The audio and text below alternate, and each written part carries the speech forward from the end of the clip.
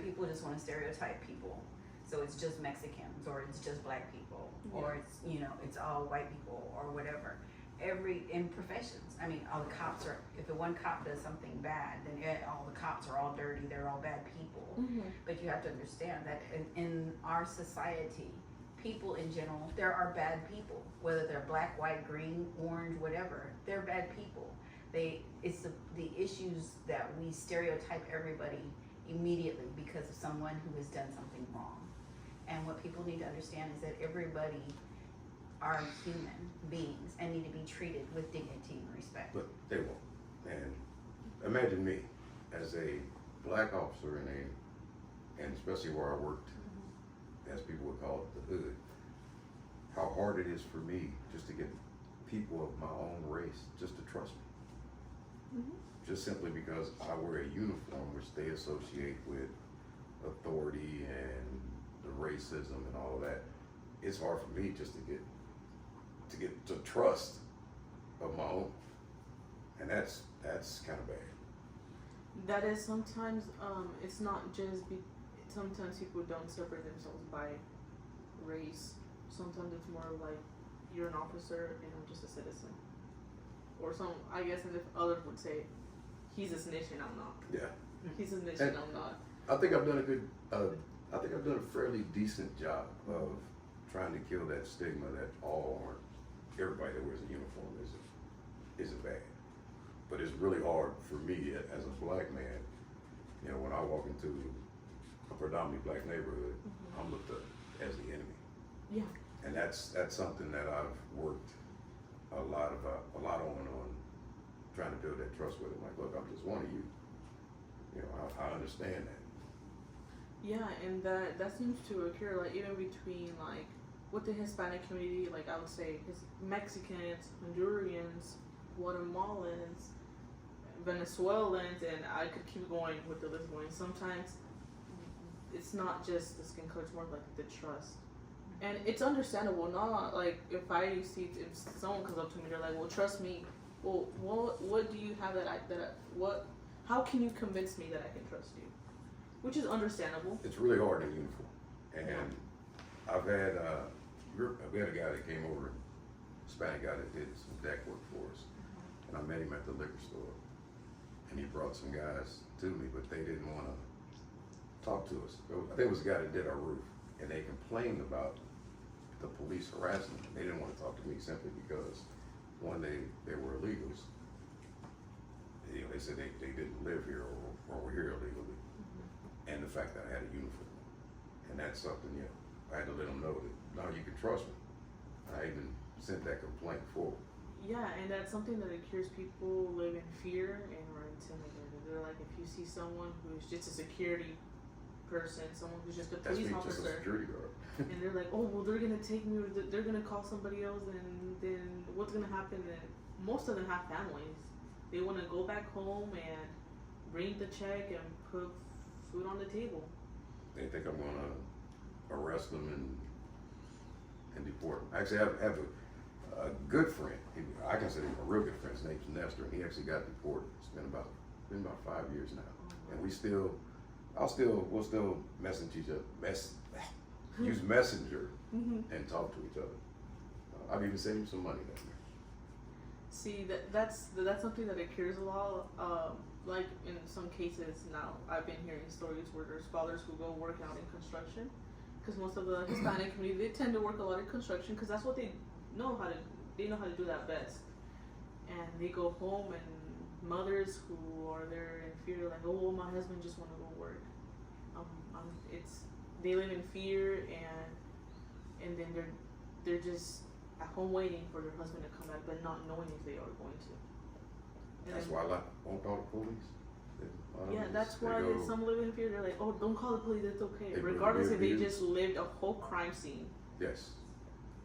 They don't want to talk to us, they don't want to. And I can't imagine the worry you have to live in, and then the traumatizing events you just went through, and just get over it. And they're like, but don't call the police though. Like, I believe this is like a hard position that many are in, and I admire that, honestly, because how can you do that? But they all have that motivation behind it, which is their kids, their family, and they're like, I don't want to go back to my country because I can't survive there and I can't give them what they do give them here. I actually had a lady tell me when I first started this campaign, she said, with the way things are going here now, she said she'd rather go back home and be poor there than deal with what they did with up here. And that's something new. I have not heard of that just yet. I've seen people here and there who are like, you know what, I prefer going back to my home country than living here in fear and just having to stay at home. To get everything that you worked for and just snatched away from you and you're thrown back. Yeah, because I've heard where many won't have even, well, I'm not sure if it's true or not. Some people are even trying to just get all their, I would say, properties or money, all their money in their bank accounts and send them to their home country because they're afraid it might get taken away and they won't have right to it if they get deported. Because of, honestly, everything that's going on now, anything can change in a blink of an eye. Some people feel that they don't have rights anymore at that point. So what of the ICE raids? Well, at this, I've heard that people, the individuals who are seen as ICE, some are even actual ICE agents. Some are just that's the federal government. yeah, some are just like people who. Bounty hunters. This is like where my Spanish and English come in. Like, I don't know what to call it, but those people who are just getting paid. Bounty hunters. Yeah, those You know, hunters. I'd worked 25 years on that police department, KCK, and not once did I ever arrest anybody that was determined to be NOE. No. And I arrested a lot of people. So I mean, I think they're blowing it out of proportion and the way they're harassing them. And, you see it on the news there. Some guy got deported and he was wrongfully identified. Yeah, and some people even are, deported because of those hunters that are out there, and some of them don't want to show their you call it Credentials. The green card or no, like those people like any sort of police officer, or they show their badges. Their badges is correct. Sorry, their badges they don't want to show it, and then they just want to take that immigrant or that individual, which, well, from what I hear, when I hear that, I'm like, well, that's some sort of kidnapping. Are you kidnapping someone without telling them who you are? And I've arrested many people, black, white, other, with no ID on them, but they gave me some ID, or told me their name, we ran them, and put them in the jail. They have nothing on. But she's talking in reverse to as far as the people who are arresting people who are taking them. They're not showing any identification. Well, yeah, or that's providing any proof that's that the federal government, and that's I mean, I can see why the world is in an uproar about that. And like I said, most of them, the majority of those that are here are just honest, hardworking people. I see this one guy at the liquor store. He comes there every day. He got paint on his hand. He's working his tail off. And his buddy tells me, he's like, he's not supposed to be. I said, I'm not bothering. I'm not ICE. yeah, because even, well, besides just civilians and people who feel just scared of being near someone who's part of who's just an authority there, I'm sure you, as in the position you are in, because you're running for sheriff, of course. But there's people who even fear of you because they're like, well, what if he takes me? How do you feel? I try to assure them that I'm not worried about your status here. I'm worried about how you're acting when you're where I'm at. All you have to do is follow the rules and conduct your business and have a good day. But it hurts you to feel that people feel you. Well, yeah, it does. I know how I would feel. I would feel that way.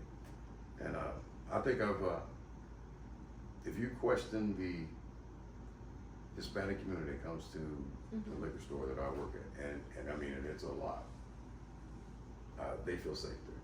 I would tell you that. They don't feel like they're, worried about me arresting them or, you don't have any ID, get out of our country. You have to build that trust with them that you're not out there doing that. And that's more of the federal government And if it gets that bad, they're gonna call the police first, Yeah. you know, the sheriff department. If we get involved, it's something really bad. Okay. So it'd have to be some crazy, chaotic mess for the sheriff department to get bad. Their job is mainly the jail. Yeah, because many don't feel safe even for that reason. They're like, I don't feel safe even if I have a Mexican ID credential, what they call it, credencial. And they're like, but I have that one. If they look at it and they know that I'm not from here because I don't have a state ID, I feel some sort of way, and they don't even feel safe. We see a lot of them at the liquor store. And I guess most of them It's want legal, they're they good. want to hear, they want to feel safe and sound where they know that they can go to the grocery store and know that they're gonna come back. I think people just want to feel like they're being respected. If you're respected, feel like somebody cares about you, and you feel safe, I think everything's good. Who was in the military. He served the military for 25 years. And Went to war for this country. went to war and everything. And he was her protection. My father just recently passed. I'm so sorry. And she's terrified now because she doesn't have him to feel safe. He was her safety net because he was an American citizen. He knew the laws, he knew everything. And now that he's gone, she feels unsafe. She doesn't want to leave her house. She's scared for her family members. And it's not fair to people who are legal citizens or people who are just hardworking people who are trying to work to have that fear in their heart to not even be able to go outside. It's not even fair to the ones that Yeah. aren't here legally to be harassed like that. I mean, like I said, It's most not. of them they're here and they're working, they're doing, And this yeah, country was built on their back. Literally. that's really yes, and that's a lot. That's I'd say I can share that because even me, I'm from here, but I still live in fear sometimes. I even know like, what if my rights aren't valid anymore? I at get some so point? mad when I hear, like, I used to work downtown, and I heard some lady was just jogging outside, you know, people jog, go work out or whatever, and some man came up to her and spit on her and told her to go back to her country. And I'm like, what gives you the right to do that to people? Whether you're black, Asian, whatever, you have no right to be so disrespectful to other human beings. It's not fair. It's not right. We just can't control how other people feel. But if you're in a position of authority, you can control how you treat them. Those are the ones that we're supposed to be here for everybody, right?